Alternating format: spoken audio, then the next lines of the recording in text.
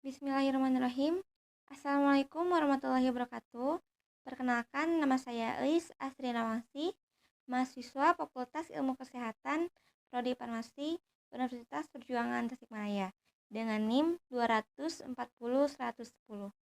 Di sini saya akan memaparkan materi tentang sediaan salep dan krim untuk memenuhi tugas ujian tengah semester mata kuliah Farmaseutika 2. Di sini saya akan membahas salep dan krim dengan beberapa bahasan, yaitu seperti prinsip bentuk sediaan, definisi, basis, komposisi, cara pembuatan, etiket, kemasan, kelebihan dan kekurangan sediaan, dan perbedaan antara salep dan krim. Yang pertama, kita akan membahas tentang sediaan salep. Definisi sediaan salep, menurut Farmakopeia edisi 4, salep adalah sediaan setengah padat yang ditujukan untuk pemakaian topikal pada kulit atau selaput lender. Salep tidak boleh berbau tengik kecuali dinyatakan lain kadar bahan obat dalam salep yang mengandung obat keras atau narkotika adalah 10%. Sedangkan menurut Formularium Nasional, salep adalah sediaan berupa massa lembek, mudah dioleskan, umumnya lembek dan mengandung obat, digunakan sebagai obat luar untuk melindungi atau melemaskan kulit dan tidak berbau tengik. Prinsip bentuk sediaan salep. Yang pertama yaitu stabil, selama dipakai harus bebas dari inkompatibilitas, tidak terpengaruh oleh suhu dan kelembapan. Lunak, harus halus dan homogen, mudah dipakai, dapat terdistribusi secara merata, dasar salep yang cocok. Selanjutnya basis salep. Basis salep terbagi menjadi 4. Yang pertama yaitu basis salep hidrokarbon yang merupakan basis bebas air. Basis hidrokarbon bersifat melunak pada kulit dengan meninggalkan lapisan di permukaan kulit. Akibatnya, hidrasi kulit akan meningkat karena penguapan air pada kulit terhambat. Yang kedua yaitu basis salep absorpsi. Basis salep absorpsi dibagi menjadi 2. Yang pertama yaitu basis yang memungkinkan dicampurkan dengan larutan berair, menghasilkan bentuk emulsi air dalam minyak. Dan yang kedua yaitu salep yang sudah dalam bentuk emulsi air dalam minyak yang memungkinkan bercampur dan sedikit larutan berair. Selanjutnya yang ketiga, basis salep tercuci. Basis salep tercuci mirip dengan krim yang merupakan emulsi minyak dalam air. Dan yang terakhir yaitu basis salep larut air. Basis salep larut air hanya mengandung komponen yang larut dengan air sehingga disebut basis tercuci. Selanjutnya komposisi salep. Bisa kita lihat pada layar. Di sini ada 4 dasar salep. Yang pertama dasar salep hidrokarbon, yang kedua dasar salep serap, yang ketiga dasar salep yang diolesi dengan air, dan yang keempat, dasar salep yang larut dalam air PGA atau campuran FEG. Bisa kita lihat selanjutnya cara pembuatan salep. Yang pertama, disiapkan alat dan bahan, disetarakan timbangan, ditimbang bahan yang diperlukan, dimasukkan semua bahan ke dalam mortir sesuai prosedur kerja yang benar, dimasukkan semua campuran ke dalam pot salep, diberi etiket dan label. Etiket pada salep. Bisa kita lihat pada layar, di sini etiketnya berwarna biru karena obat untuk pemakaian luar. Etiket atau penandaan obat adalah penandaan yang diberikan oleh fasilitas pelayanan kesehatan seperti rumah sakit, puskesmas, klinik, atau apotek yang biasanya ditempel di depan obat atau alat kesehatan yang berguna untuk memberikan informasi penggunaan kepada para pemakai obat ataupun pasien.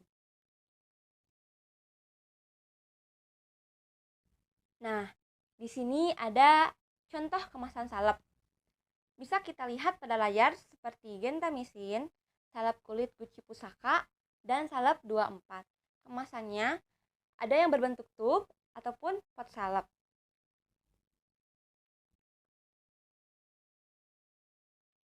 Kelebihan dan kekurangan salep.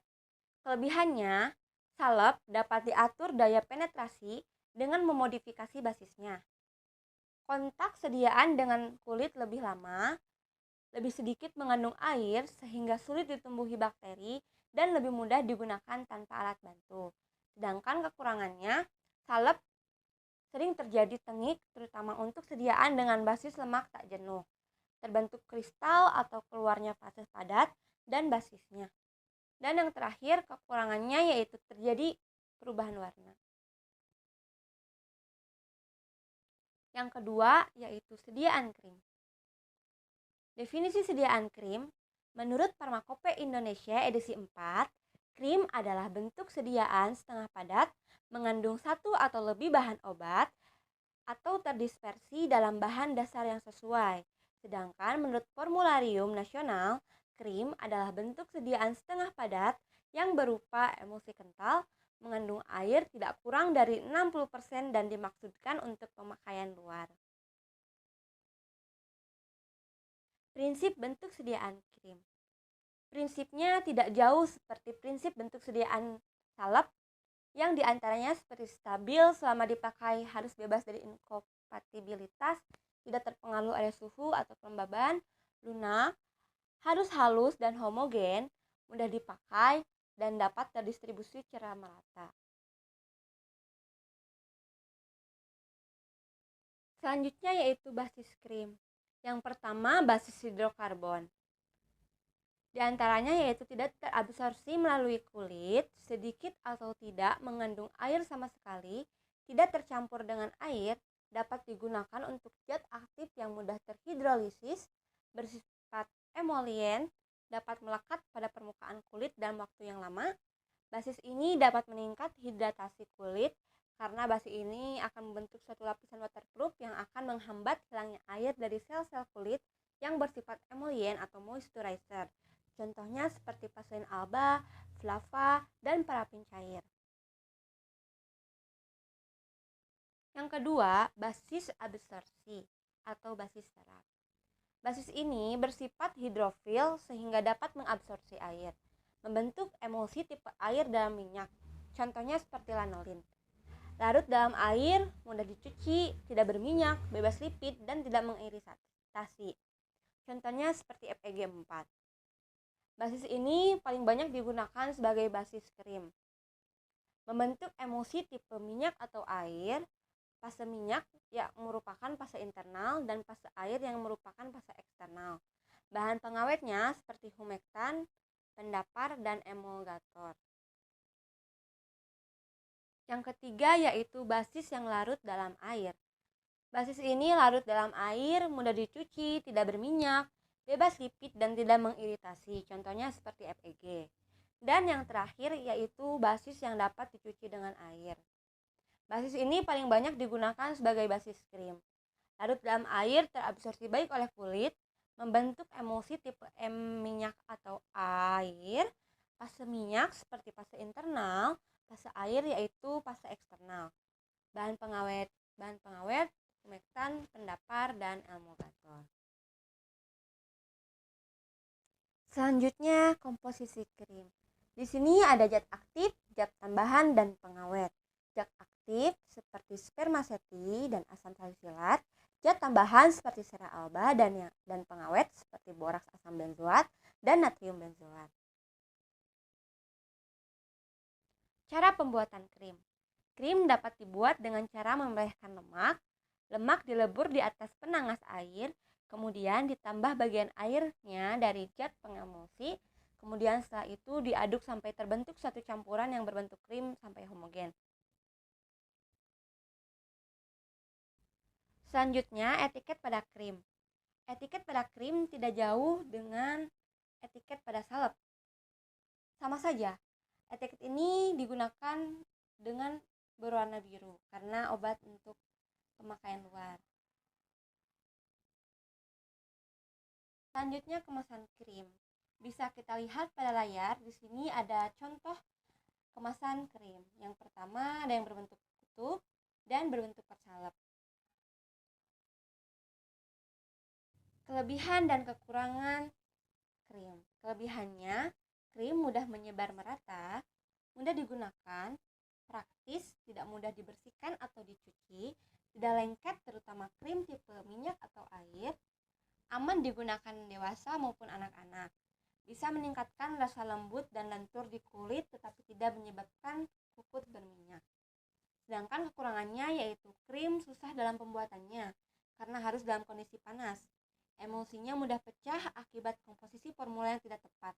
Mudah kering dan mudah rusak, terutama tipe air atau minyak, karena terganggunya sistem pencampuran akibat perubahan suhu dan perubahan komposisi. Lanjut ke pembahasan ketiga, yaitu tentang perbedaan sediaan salep dan krim. Perbedaannya dibagi menjadi tiga, yaitu dari segi komposisi, daya absorpsi, dan di kulit. Untuk komposisi, salep lebih banyak mengandung minyak daripada air, sedangkan krim lebih banyak mengandung air daripada minyak. Untuk daya absorpsinya, salep lebih kecil dibandingkan krim. Krim lebih besar dan mudah diserap. Untuk di kulit, salep bersifat oklusif, mengkilat, dan juga meninggalkan lapisan minyak. Tidak mudah hilang jika terkena air, sulit menempel di kulit yang berambut. Sedangkan di kulit, krim tidak mengkilap dan tidak meninggalkan lapisan minyak, mudah hilang jika terkena air, dan dapat menempel di kulit yang berambut. Mungkin cukup sekian pembahasan dari saya. Mohon maaf bila masih banyak kekurangan dan kesalahan. Unzur man qala wa la tanzur man qila. Akhirul kalam. Wassalamualaikum warahmatullahi wabarakatuh.